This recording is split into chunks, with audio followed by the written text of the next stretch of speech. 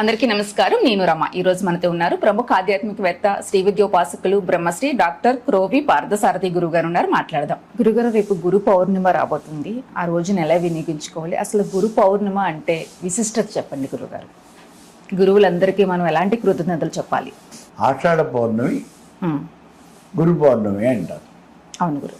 ఆషాఢ మాసంలో వచ్చే పౌర్ణమి. ఈ రోజున గురువుల్ని సత్కరించటం అనేది ఒక సంప్రదాయంగా వచ్చింది. ఇక్కడ గురువుల్ని సంపాదించడం అంటే ఎవరు గురువు, ఎవరిని మనం సత్కరించాలి? ఈ విషయాన్ని చూస్తే వ్యాస భగవానుణ్ణి మనం ఆ రోజున సత్కరించాలి అని చెప్తుంది శాస్త్రపురాణం. వ్యాసుణ్ణి ఎలా సత్కరిస్తాం? ఆయన ఇప్పటివాడు కదా, ద్వాపర యుగంలో ఉన్నాడు ఆ వ్యాసుడు, ఇదేమో కలియుగం. ఎట్లా అని అంటే దీనికి ఒక చిన్న కథ ఉంది. పూర్వకాలంలో వేదవిదుడు అనే ఒక బ్రాహ్మణుడు ఉండేవాడు కాశీనగరంలో. వీళ్ళందరూ కూడా కాశీనగరంలోనే ఉన్నారు. ఎందుకంటే కాశీ అనేది పరమ పవిత్రమైనటువంటి పుణ్యక్షేత్రం. ఆయన కాశీలో ఉండేవాడు. చాలా గొప్ప పండితుడు, వేదాంగ విదుడు, ధర్మవేత్త, ఉండాల్సిన లక్షణాలన్నీ ఉన్నాయి. చాలా గొప్పవాడు. అయితే ఇక్కడ ప్రాబ్లం ఎక్కడ వచ్చిందంటే నిర్ధనుడు. సహజం కదా, పండితుడి ఇంట్లో లక్ష్మీదేవి ఉండదు. అందుకే మన వాళ్ళు చెప్తారు సరస్వతి ఉంటే లక్ష్మి ఉండదు అని. ఆ రెండు ఒకచోటే ఉండటం అనేది సామాన్యంగా జరిగే పని కాదు. ఎందుకని అంటే పండితుడికి ఆయన పాండిత్యం మీద ఉన్నటువంటి దృష్టి ధనం మీద ఉండదు. అందుకని ఆయన ధనార్జన అనేది ఉండదు. సరే, ఈయన బీదవాడు. అటువంటి ఈయన భార్య వేదవతి, ఉత్తమ ఇల్లాలు, ఉన్న దాంట్లోనే గుట్టుగా సంసారం గడుపుకుని వస్తూ ఉంది. చాలా బాగుంది. ఇటువంటి ఈ వేద విదుడికి సంతానం లేదు. ఎలా? ఏం చేసినా సంతానం కలగల. ఒకరోజు తీవ్రంగా కూర్చొని ఆలోచించాడు, ఏం చేస్తే సంతానం కలుగుతుంది. ఇప్పుడు ఈయనకి అర్థమైంది. ఏమిటి? వాళ్ళ నాన్న యొక్క తిథి వస్తోంది, తండ్రి గారి తిథి ఆబ్దీకం వస్తోంది. ఆ ఆబ్దీకానికి వ్యాస మహర్షిని భోక్తగా పిలుచుకొచ్చి ఆయన్ని సంతృప్తిపరిచి ఆయన ప్రసన్నుడు అయ్యేట్లుగా చేసుకుంటే తనకి సంతానం కలుగుతుంది. ఈ విషయం అర్థమైంది. అసలు ముందు వ్యాసుడు ఎక్కడున్నాడు? వ్యాసుడు ఎప్పుడో పోయాడు కదా, మరి వ్యాసుడిని ఎలా పట్టుకోవటం?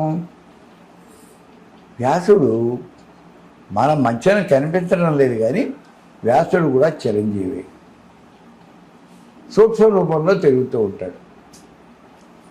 అప్పుడు మిగిలినటువంటి పండితులు చెప్పారు, వ్యాసుడు ఎక్కడో ఉండటం ఏంటయ్యా, మధ్యాహ్నం పూట అపరాహ్నం వేళ గంగా నదిలో స్నానం చేయడానికి వస్తాడు అన్నారు. ప్రతిరోజు వస్తాడా? ప్రతిరోజు వస్తాడు. ఇవాళకి కూడా వస్తాడా? వస్తాడు. కావాలంటే నువ్వు రేపు వెళ్ళు, అపరాహ్నం వేళ గంగానది దగ్గరికి వెళ్ళు, వ్యాసుడు కనిపిస్తాడు అన్నాడు. సరే నువ్వు అన్నాడు. ఆ మర్నాడు అపరాహ్నం వేళ 12 దగ్గర నుంచి 1 గంట వరకు ఈ మధ్య వేళ వెళ్ళిపోయి గంగానది దగ్గర కూర్చున్నాడు. సమయం గడుస్తుంది. 9, 10, 11. క్రమంగా నదిలో స్నానం చేసే వాళ్ళ సంఖ్య తగ్గిపోతుంది. స్నానం చేసేవాళ్ళు ఎవరు లేదు, ఎవరు రావటంలా. 12 దాటింది. మరి ఇప్పుడు వ్యాసుడు వస్తాడు. ఇప్పుడు వచ్చేవాడే వ్యాసుడు. జాగ్రత్తగా చూస్తున్నాడు, ఎక్కడ వచ్చాడు, ఎలా ఉంటాడు వ్యాసుడు, ఏదో రూపంలో వస్తాడు, ఎట్లా వస్తాడు. జాగ్రత్తగా దుర్భిణి వేసుకుని వెతుకుతూ కూర్చున్నాడు. ఇప్పుడు 12:30 అవుతూ ఉండగా ఒక బిచ్చగాడు స్నానం చేయటానికి గంగా నదికి వచ్చాడు. ఇంకెవ్వరూ లేరు, వాడొక్కడే వచ్చాడు. అయితే ఈయనే వ్యాసుడు. ఆయన కోసం నేను ఎదురు చూస్తున్నాను కదా, ఇంతవరకు ఎవరూ రాలేదు, ఈయనే కదా వచ్చింది, కాబట్టి ఈయనే వ్యాసుడు.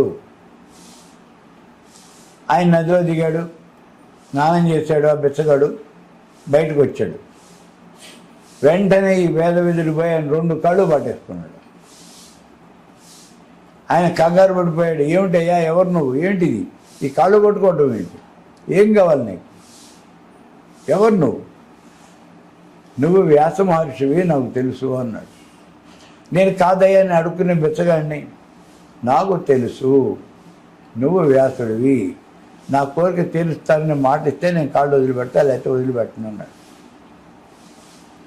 ఏం చేయలేక, సరే అట్లాగే ఇస్తానులే, ఏం కావాలో చెప్పు అన్నాడు.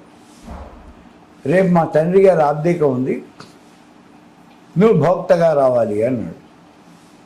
అంతే కదా, వస్తాను పో అన్నాడు. నేను వస్తాను, అపరాహ్నం వేళల్లో మీ ఇంటికి వస్తాను నేను, నువ్వు ఏర్పాట్లన్నీ చేసుకో అన్నాడు. సరే అపరాహ్నం అయిందామన్నాడు.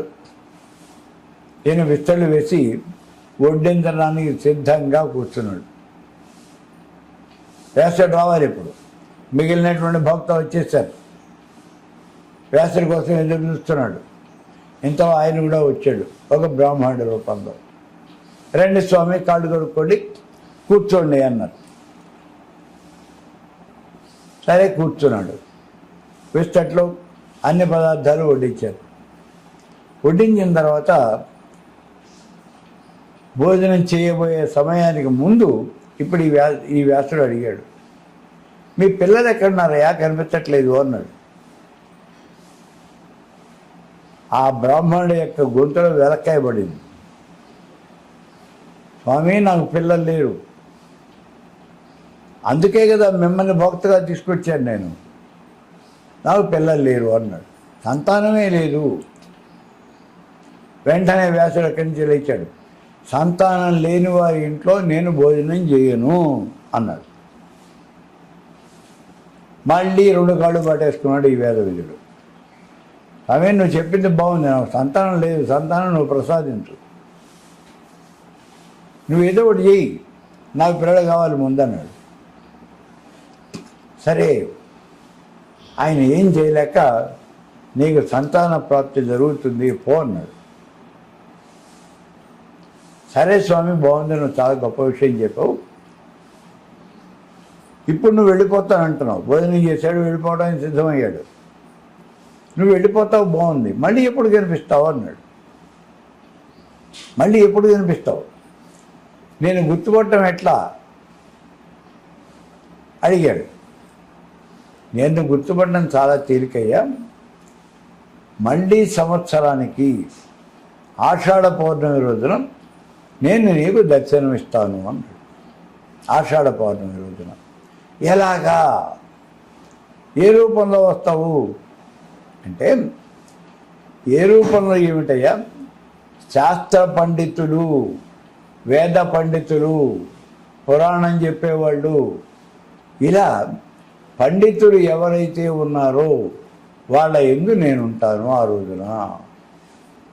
అంటే మిగిలినటువంటి సమయంలో వాళ్ళ యందు ఉండను అని కాదు ఇక్కడ, వీళ్ళందరి యందు కూడా తప్పనిసరిగా నేను ఉంటాను ఆ రోజున. మరి నిన్ను సత్కరించుకోవాలంటే ఎట్లాగయ్యా, వాళ్ళని సత్కరించుకుంటే ఆ సత్కారం నాకు చెందుతుంది. కాబట్టి ఈ ఆషాఢ పౌర్ణమి రోజున నువ్వు ఈ వేద పండితులు, శాస్త్ర పండితులు, వీళ్ళందరినీ కూడా నీకు ఎవరు అందుబాటులో ఉంటే వాళ్ళని నువ్వు సత్కరించుకో, వాళ్ళని సత్కరించు, ఆ రోజంతా నేను వాళ్ళలోనే ఉంటాను అన్నాడు. ఆయన చెప్పిన ప్రకారమే, ఆ మాట ప్రకారమే ఇవాళ రోజున ఈ వ్యాస భగవానుడు ఈ పండితుల యొక్క ఆ శరీరంలో ఆవేశించి మనకు కనిపిస్తూ ఉన్నాడు. అందుకే ఇక్కడ గురు పౌర్ణమి అంటే వ్యాసుడిని మనం గౌరవించటము, వ్యాసుడిని అర్చించడము, ఆరాధించడము, సన్మానించటము అని అది అర్థం ఇక్కడ. వ్యాసుడిని సన్మానిస్తున్నాం మనం. ఎందుకని అంటే వ్యాసాయ విష్ణు రూపాయ, వ్యాసరూపాయ విష్ణువే, సాక్షాత్తు శ్రీ మహావిష్ణువు యొక్క స్వరూపం కదా వ్యాసుడు అంటే. కాబట్టి ఆ వ్యాస భగవానుడిని, మహావిష్ణు స్వరూపమైనటువంటి ఆ వ్యాస భగవానుడిని మనం గురు పౌర్ణమి రోజున, ఆషాఢ పౌర్ణమి అవుతుంది, ఆ రోజున సత్కరించుకున్నట్లయితే నీకు అన్ని విధాలా కూడా శుభం జరుగుతుంది. అయితే ఆయన సత్కరించాలంటే ఏం చేయాలండి? ఎవరినైనా మనిషిని సత్కరించాలి అంటే మనం పిలవాలి, కూర్చోబెట్టాలి, గంధ పుష్ప అక్షతల్ని సమర్పించాలి, వాడి బట్టలు పెట్టాలి, డబ్బులు ఇవ్వాలి, తాంబాలు, ఇవన్నీ ఎక్కడండి, మా వల్ల కాదు కదా. ఈ పనులు మిమ్మల్ని చేయమని చెప్పాలా? మరి ఏం చెప్పారు? ఆయన సత్కరించు అన్నారు. సత్కరించు అంటే ఆయన గౌరవించు అంతే. ఉంటే ఓ 10 రూపాయలు చేతిలో పెట్టు. అది లేదు, ఆయన పాదాలకు నమస్కారం చేసి వెళ్ళిపో చాలు. నువ్వేమానికి బట్టలు పెట్టక్కర్లేదు, లేకపోతే ఆయనకి డబ్బులు ఇవ్వక్కర్లేదు, అలా ఏం చేయక్కర్లా. పత్రం పుష్పం ఫలం తోయం, ఏది ఇవ్వగలిగితే అది ఆయన చేతిలో పెట్టు. ఏమీ చేయకపోతే దండం పెట్టు, ఓ నమస్కారం పెట్టు. ఈ రకంగా వ్యాసుడిని మీరు సత్కరించండి అని చెప్తుంది మనకి ఈ గురు పౌర్ణమి. అంటే వ్యాస రూపంలో ఉన్నటువంటి మీ గురువు గారిని సత్కరించుకోండి, అది గురు పౌర్ణమి మనకి చెప్పేది.